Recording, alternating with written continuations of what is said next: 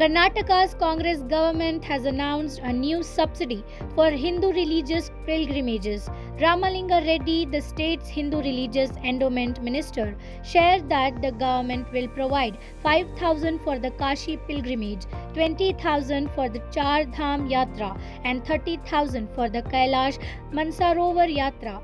This move is aimed at making these spiritual journeys more accessible for devotees. Yeah, we have taken decision in State Dharmika Parishad meeting yesterday. We are giving 5,000 for Kashi and other yatras. For Chardham, we are giving 20,000 and 30,000 for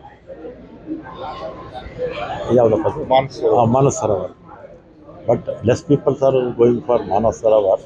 Chardham and for Kashi Yatra, a lot of people are climbing. And we extended for Vaishno Devi also.